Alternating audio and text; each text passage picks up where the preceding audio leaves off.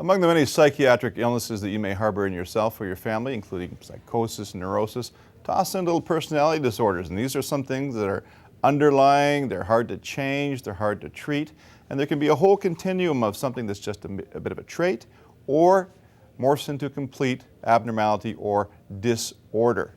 So we're going to start with the 10 personality disorders that we typically see in the Seeley family. No, start with number one. Rob, give us a personality disorder.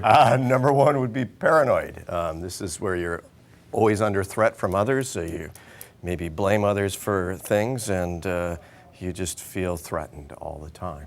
Paranoid. Number two is histrionic, and I always think of Scarlett O'Hara from Gone with the Wind, overly dramatic, overly seductive, overly reactive, histrionic personality disorder.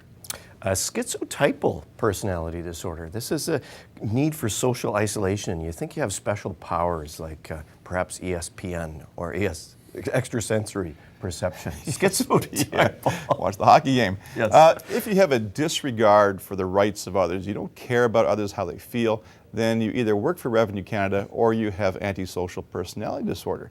That is not an uncommon one, and it can be a whole gamut. It may be that businessman you see that it looks dressed, doesn't look like he's a PD, a personality disorder, antisocial, or it may be a physician, somebody guised of a physician.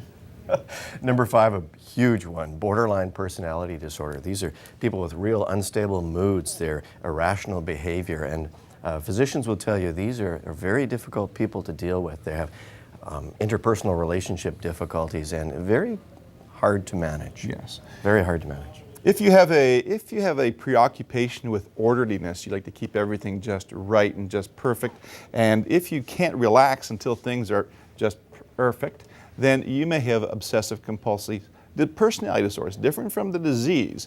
It's just a personality disorder, OCD disorder. Number seven, narcissistic. These people have extreme focus on oneself, maybe centers around wealth or looks or power.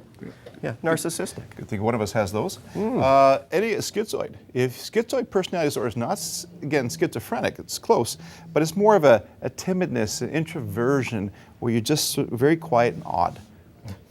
Number nine would be a dependent personality disorder. These are people who are psychologically dependent on others for maybe making decisions for them, coming up with ideas of plans. Does that sound okay?